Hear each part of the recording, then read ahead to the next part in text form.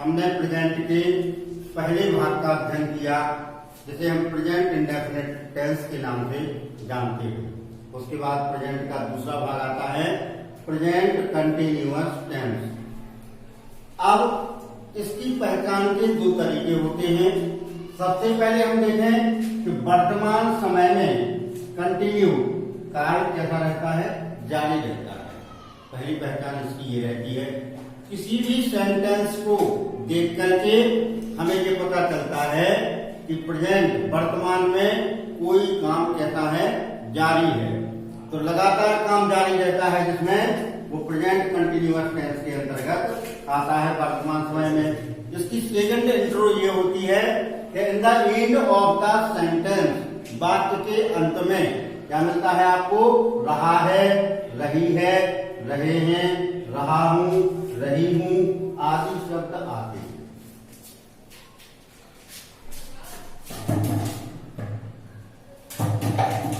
जैसे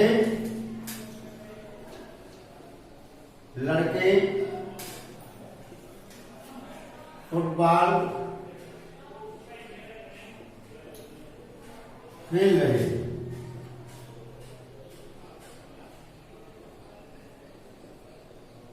लड़के फुटबॉल खेल रहे हैं, वाक्य के अंत में हम गौर करें, रहे हैं।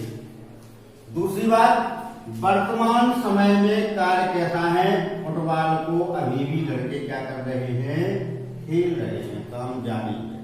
दोनों तरह से पहचान समझें। पहली पहचान, वर्तमान समय में काम जारी है यानी प्रेजेंट कंटिन्यूअस टेंस है। दूसरी पहचान, वाक्य के अंत में रहा है, रही है, रहे हैं आदि शब्द आते हैं। दूसरा एक और इसका हम वाक्य देखते हैं,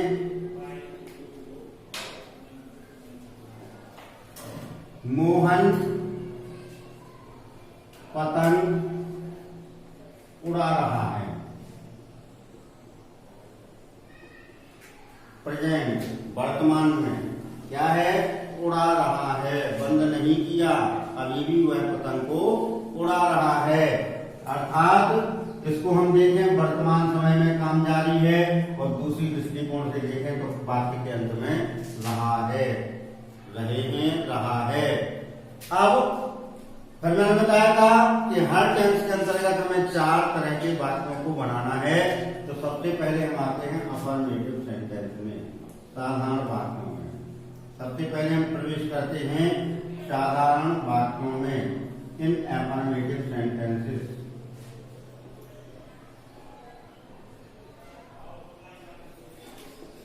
साधारण वाक्यों में सबसे पहले हम अंग्रेजी बनाएंगे कर्ता की, जिसे हम अंग्रेजी में कहते हैं सब्जेक्ट। फिर हेल्पिंग वर्ब लगाएंगे हम,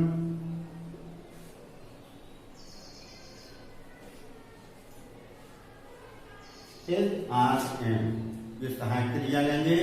फिर वर्ब की फर्स्ट फॉर्म का प्रयोग करते हैं, अर्थात हिंदी में हम कहें तो क्रिया की पहली सूरत का प्रयोग करेंगे। क्रिया में हम आईएनजी लगा देंगे और लास्ट में अंग्रेजी हम ऑब्जेक्टिव बना देते हैं, जिसे हम हिंदी में कर्म कहते हैं। पर ध्यान दें, इस प्रकार को आपको दिमाग में रखना है।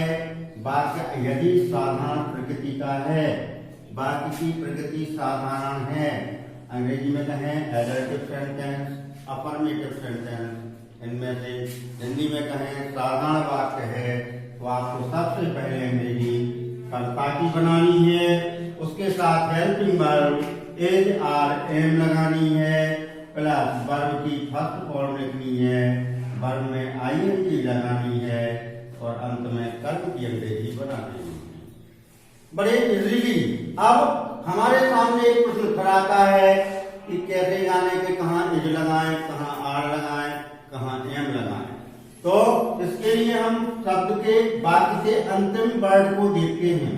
अंतिम वर्ड, अगर आपका अंतिम वर्ड सेंटेंस में लास्ट वर्ड, वैसे मैं चाहूं तो नंबर के हिसाब से बताऊं, नंबर के हिसाब से देयर वुड बी डिफिकल्टी, कठिनाई होगी। इसलिए सीधा सीधा मैं आपको बता दूं कि वाक्य का अंतिम शब्द क्या है, आपका है, तो इसके लिए आप इज लगाएं। अगर अंतिम शब्द आपका है ही, हो, तो इसके लिए आप आर का यूज करें। और यदि अंतिम वर्ड आपका हूं आया है तो इसके लिए आप एम का यूज करें। फिर फर्स्ट पर्सन सिंगुलर नंबर के साथ में आई के साथ एम का प्रयोग करेंगे। प्लूरल नंबर के साथ में आर का यूज करेंगे। प्लूरल नंबर के साथ में हम आर का यूज करेंगे। और फिर है थर्ड पर्सन सिंगुलर नंबर के साथ में हम प्रयोग करेंगे काय का, इच।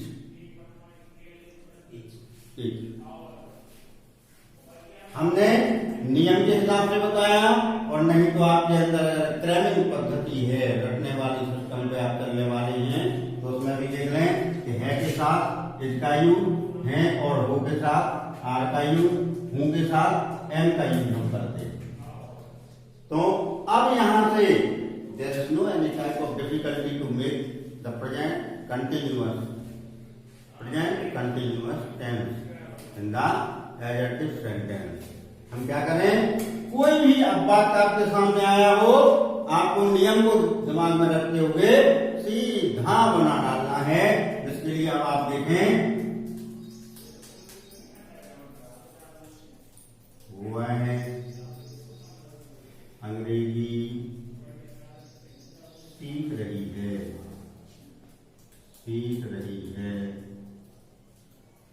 नियम आपके सामने है। हेल्पिंग वर्ड तुरंत अंतिम वर्ड को देख करके दिमाग में आना नहीं चाहिए। है शब्द आया है तो हेल्पिंग वर्ड क्या लेके चलना है आपको, इच। अब शेष नियम को हमने देखा, सब्जेक्ट की अंग्रेजी बनाए, तो यहां देख करके हम पता करें कि सब्जेक्ट का जेंडर क्या है, पुल्लिंग है, स्त्रीलिंग है या नपुंसकलिंग है। इसको देख करके हम देखें तो रही यानी स्त्रीलिंग के साथ में वह की अंग्रेजी बनाएंगे हम। हेल्पिंग वर्ब हमारे दिमाग में है कि है शब्द के लिए हमें हेल्पिंग वर्ब क्या लगानी, इज। वर्ब है आपकी सीखना होता लर्न के अंग्रेजी लिखते LEARN। फिर हमने कहा वर्ब में ING, तो लर्निंग। अंग्रेजी क्या, object ENGLISH, English. Class 7th।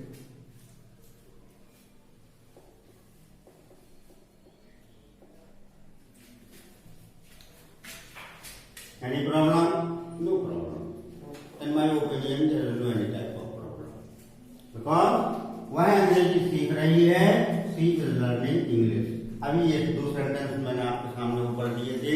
लड़के नंबर देखें, और यहाँ भी अंतिम वर्ड को देखें, ही यानी प्लूरल, और प्लूरल के साथ में हेल्पिंग वर्ब क्या जाएगी आपकी, आर। तो आपको लड़के बॉय नहीं लिखेंगे, प्लूरल है बॉयज। फिर हेल्पिंग वर्ब आपके माइंड में है कि हमें लगाना है आर। खेलना प्ले, खेलना में ING वर्ब में प्लेइंग। फुटबॉल ऑब्जेक्ट है आपका, they are playing football. Mohan पतंग उड़ा रहा है, मोहन पतंग उड़ा रहा है, Mohan. Third person singular number, और थर्ड पर्सन सिंगुलर नंबर के साथ में हेल्पिंग वर्ब आएगी, और वर्ब में ING, पतंग की अंग्रेजी kite, Mohan is flying kite. कोई भी सेंटेंस अब आपके सामने आ जाए, अपन बड़े आराम से उसको बना लेते हैं। तो इसी तरह नोट डाउन करेंगे स्टूडेंट, इसे नोट डाउन कर लें। अभी हमने देखा साधारण वाक्यों में, अगला आता है नेगेटिव सेंटेंस में।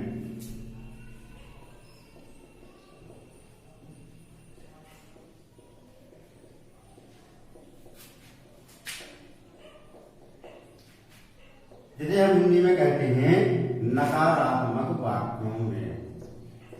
नकारात्मक वाक्यों में, नकारात्मक वाक्यों में मतलब जिन वाक्यों में नहीं लगा हुआ होता है, जिनमें नहीं लगा हुआ होता है। जैसे वह पत्र नहीं भेज रहा है।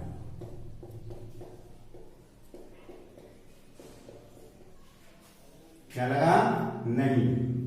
तो जिन वाक्यों के बीच में नहीं लगा हुआ होता है, ऐसे वाक्यों को हम नेगेटिव सेंटेंस कहते हैं। अब इसे बनाने का रूल होता है, सबसे पहले हम लिखते हैं सब्जेक्ट, जिसे हम कर्ता कहते हैं, प्लस हेल्पिंग वर्ब,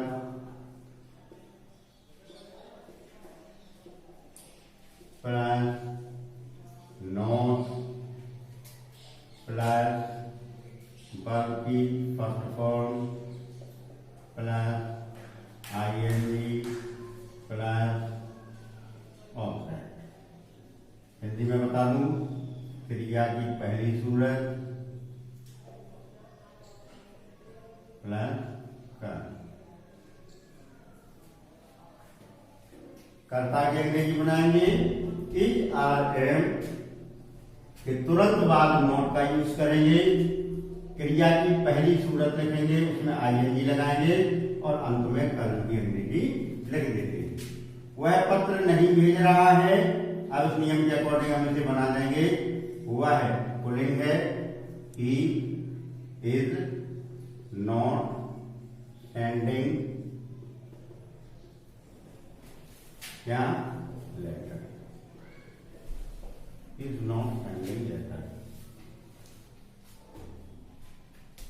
अब प्रश्नवाचक वाक्य में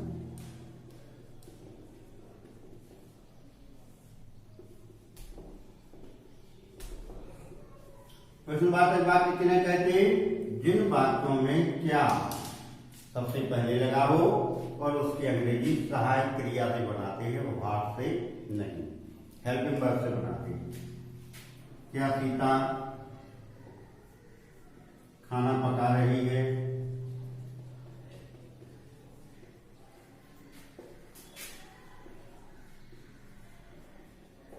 इसके लिए अपन क्या करेंगे? अगर ऐसे वाक्य जिनके प्रारंभ में क्या लगा है, सेंस से रिलेटेड है, तो उनकी अंग्रेजी बनाने के लिए सबसे पहले हेल्पिंग वर्ब लिखेंगे टेंस के अनुसार, इज आर एम प्लस कर्ता प्लस क्रिया की first form plus ING plus कर्म। क्या सीता खाना पका रही है? आपका सेंटेंस हो गया is Sita cooking food. Question mark जरूर आपको लगाना है। Is Sita cooking food. इस तरीके से हम नकारात्मक और प्रश्नवाचक वाक्यों को बनाते हैं। नेगेटिव और इंटेरोगेटिव सेंटेंस को इस तरीके से हम बनाते हैं अंग्रेजी टेंस के अनुसार। धन्यवाद।